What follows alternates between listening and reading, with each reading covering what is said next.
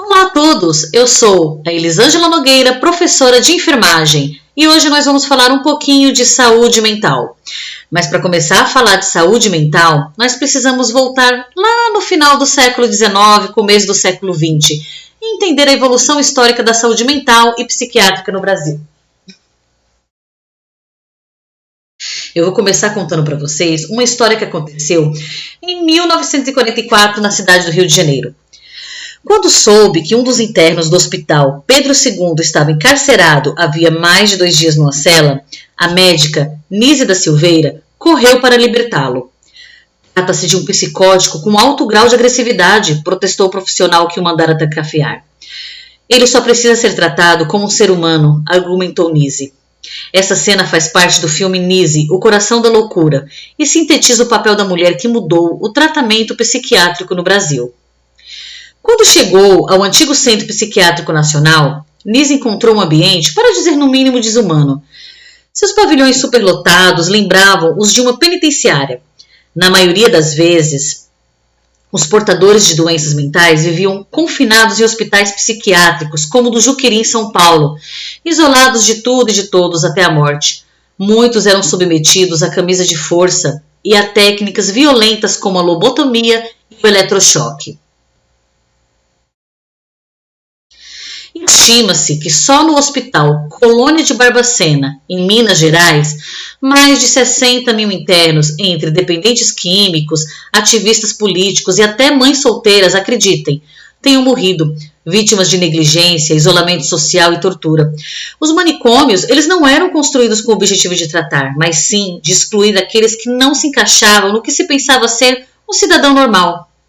Esses depósitos de gente, como os próprios médicos se referiam a tais instituições, foram quase todos desativados no Brasil. Ainda bem, não é verdade? Mas ainda existem 161 espalhados pelo país. O Pedro II, onde Nise trabalhou até se aposentar aos 69 anos, cedeu espaço ao Museu de Imagens do Inconsciente. Olhando a estrutura do prédio, nem parece aquele depósito de gente, não é verdade? Mas não foram só as instituições que mudaram, não. Os critérios para diagnosticar um transtorno também sofreram uma evolução gradual. Um exemplo clássico é o homossexualismo, acreditem. Só em 1990 ele foi excluído da lista de distúrbios mentais. Mas está acontecendo mudanças. A mudança na definição dos transtornos psiquiátricos. Em linhas gerais, podemos dizer que tudo aquilo que foge dos padrões mais aceitos dentro de uma sociedade é considerado loucura. Não há uma separação nítida entre o que é normal e o que é patológico. Como diria Machado de Assis, num trecho do seu famoso livro O Alienista, a loucura era até agora uma ilha perdida no oceano da razão. Começa a suspeitar que é um continente. Essas palavras mal ele imaginava que 136 anos depois da publicação do seu conto, os transtornos psiquiátricos passaram a atingir 23 milhões de brasileiros, quase o dobro do número de habitantes da cidade de São Paulo. Sem diagnóstico precoce e terapia adequada, os portadores de doenças mentais estão sujeitos às mazelas que vão desde incapacidade social à mortalidade precoce. Todos os transtornos, sem o devido tratamento, oferecem riscos. Para vocês terem uma ideia, 96% dos casos de suicídio estão relacionados a distúrbios não tratados ou tratados incorretamente. Quanto mais tempo o indivíduo demora a receber um atendimento, mais complexo se torna o quadro e mais difícil a recuperação. Desde 2001, quando foi aprovada a lei antimanicomial no Brasil, hospitais psiquiátricos estão sendo substituídos por centros de atenção psicossocial, os chamados CAPs. Em vez de serem internados por tempo indeterminado e de permanecerem isolados, os pacientes recebem atendimento humanizado em regime diário com equipes multidisciplinares formadas por médicos, enfermeiros e psicólogos, entre outros profissionais. Em casos mais graves, são encaminhados para hospitais com atendimento psiquiátrico.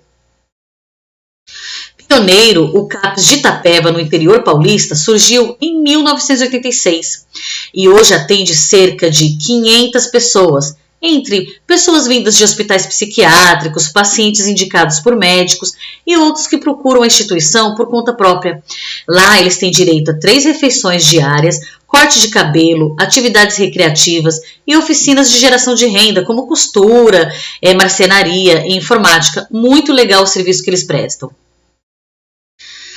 Quando o paciente não tem onde morar, ele fica nas chamadas residências terapêuticas. Ao todo, são 489 em todo o país. Quando comparado aos hospitais psiquiátricos, os CAPs custam muito menos e funcionam muito mais. Se a procura às vezes é baixa, isso pode ser atribuído ao fato de que muitas pessoas custam aceitar de que precisam de ajuda e temem sofrer preconceito e desconhecem a existência desse serviço. Isso é uma grande verdade, né? Porque o estigma sobre o paciente psiquiátrico ainda, infelizmente, é muito grande. Felizmente, o número de CAPs saltou de 516 em 2004 para 2.462 em 2017. Enquanto isso, o número de leitos de hospitais psiquiátricos caiu de 51.393 em 2002 para 25.009 em 2015. Mesmo assim, ponderam os especialistas, isso não basta. Outras medidas são necessárias, como a política de prevenção ao uso de álcool e drogas e ampliação do número de residências terapêuticas. Todas as ações devem ser pensadas com um único objetivo: oferecer o que há de melhor para o paciente psiquiátrico. Que as lições de Nise da Silveira se juntem aos avanços terapêuticos para continuar mudando essa história, não é verdade? Agora nós vamos falar um pouquinho dos marcos da psiquiatria no país. Em 1831, José Martins da Cruz Jobim, pioneiro na psiquiatria, publica o primeiro escrito sobre doenças mentais no Brasil. Em 1852, é inaugurado o hospício de Pedro II, também chamado do Palácio dos Loucos, na Praia Vermelha, Rio de Janeiro. É o primeiro do gênero por aqui. Em 1881, um decreto do governo cria a cadeira de doenças nervosas e mentais nas faculdades de medicina da Bahia e do Rio de Janeiro.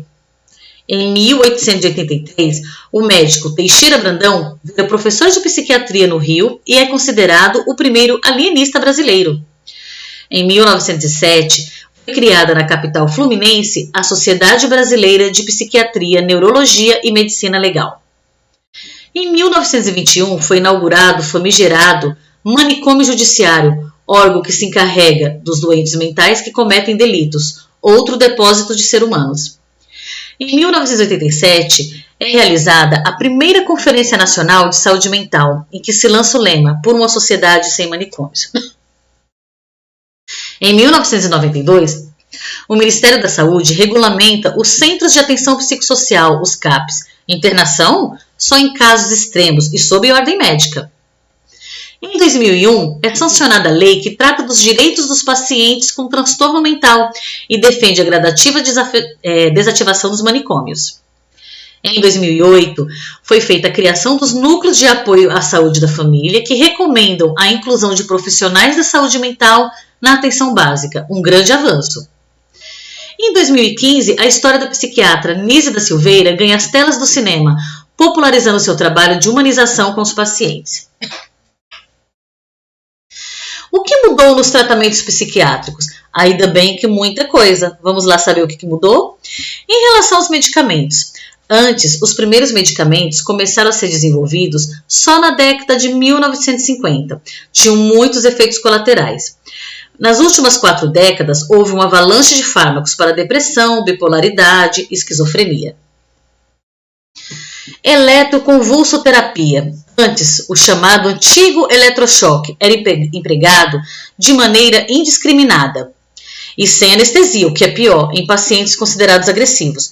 Mas hoje a técnica atual é feita com todo cuidado e usada só em casos mais graves de depressão e restrita ao ambiente de pesquisa. Então tem muito critério para utilizá-la, não é mais em qualquer paciente. Cirurgia. Antes era realizada a lobotomia, que era uma técnica altamente invasiva que cortava as conexões entre os lobos frontais e demais regiões do cérebro. Graças a Deus ela foi abolida em 1955. Foi substituída por remédio e psicoterapia. Devido aos riscos, não é mais reconhecida pelos médicos. Psicoterapia. Antes, os tratamentos pareciam mais uma lição de moral. Os pacientes tinham de seguir regras rígidas de normas, sob pena de punição. Em compensação, hoje é uma ferramenta de autoconhecimento. Há várias modalidades, sempre indicadas para o controle dos transtornos. E aí eu deixo para vocês uma frase da nossa querida Nise da Silveira. Uma frase para vocês refletirem. O que melhora o atendimento é o contato afetivo de uma pessoa com a outra. O que cura é a alegria, o que cura é a falta de preconceito. É uma frase antiga, mas tão atual, não é verdade? Fica aí para vocês pensarem. Agradeço muito a participação de todos e conto com vocês até o nosso próximo encontro. Um grande abraço e tchau, tchau!